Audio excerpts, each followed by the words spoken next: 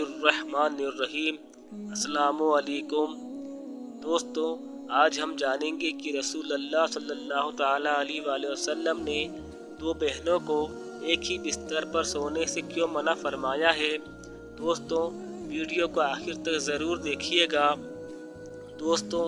حضور تاجدار مدینہ صلی اللہ علیہ وسلم جب اپنے خوابگاہ میں تشریف لے جاتے تو اپنا سیدھا یعنی کہ داہنا ہاتھ مبارک سیدھے رخسار یعنی گال شریف کے نیچے رکھ کر لیٹتے۔ حضرت حذیفہ رضی اللہ عنہ سے مروی ہے کہ حضور نبی کریم صلی اللہ علیہ وسلم جب رات کو بستر پر تشریف لے جاتے تو اپنا ہاتھ مبارک رخسار کے نیچے رکھتے اور پڑھتے، اللہم بسمک آمنت و احیا، یعنی اے اللہ میں تیرے نام کے ساتھ ہی مرتا ہوں اور جیتا ہوں، یعنی کہ اے اللہ میں تیرے نام کے ساتھ ہی سوتا ہوں اور جاگتا ہوں۔ حضرت عائشہ صدیقہ رضی اللہ عنہا بیان کرتی ہے کہ آقا مدنی رؤوف و رحیم صلی اللہ علیہ وسلم جب بستر پر لیٹتے تو اپنے ہاتھوں پر پھونک مارتے اور قل اعوذ برب الناس اور قل اعوذ برب الفلق دونوں صورتیں پڑھتے اور ہاتھوں کو اپنے جسم اطہر پر ملتے تھے۔ حضرت ابو امامہ رضی اللہ عنہ نے فرمایا ہے کہ ایک دفعہ رسول عربی صلی اللہ علیہ وسلم کا گزر ایک الٹے یعنی کہ پیٹ کے بل سونے والے پر ہوا تو آپ صلی اللہ علیہ وسلم نے اسے پیر مار کر ارشاد فرمایا، اٹھو، یہ جہنمیوں کا لیٹنا ہے۔ حضرت ابو ہریرہ رضی اللہ عنہ سے روایت ہے کہ رسول اللہ صلی اللہ علیہ وسلم کا فرمان عالیہ ہے کہ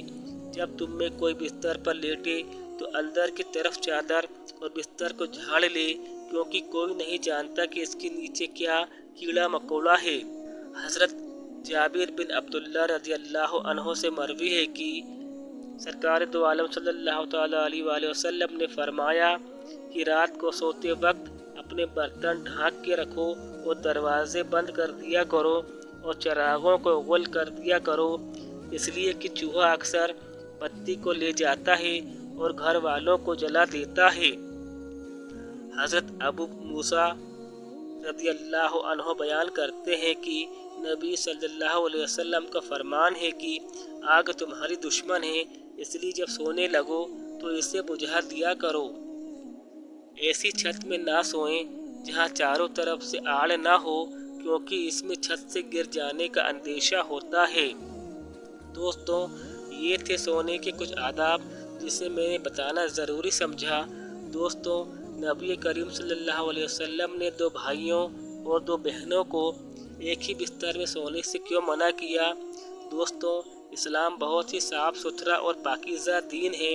اسلام جہاں ظاہری گندگی سے بچنے کی اپیل کرتا ہے، اس کے ساتھ ساتھ ایسے انتظام بھی انسانوں کو دیتا ہے جس سے ہر شخص کی روحانیت تربیت بھی ہوتی ہے۔ اسلام نے ماں باپ کے لیے جہاں انہیں خود گناہ کے کام سے بچنے کا حکم دیا ہے، وہیں ان کے بچوں کو بھی گناہوں سے بچنے کا حکم دیا ہے۔ حضرت عبداللہ بن عمر رضی اللہ عنہ بیان کرتے ہیں کہ نبی کریم صلی اللہ علیہ وسلم نے ارشاد فرمایا کہ بچے جب 7 سال کے ہو جائیں تو انہیں نماز پڑھنے کا حکم دیں، اور جب 10 سال کے ہو جائیں تو انہیں نماز نہ پڑھنے پر ماریں اور ان کے بستروں کو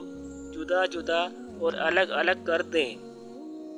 علامہ محمود محمد رحمۃ اللہ علیہ ابو داؤد کی شرح میں لکھتے ہیں کہ ان کے بستر جدا جدا کر دو، اس کا مطلب یہ ہے کہ ان کے سونے کی جگہ الگ الگ بناؤ، اس لیے کہ جب وہ 10 سال کو پہنچتے ہیں تو وہ بالغ ہونے کے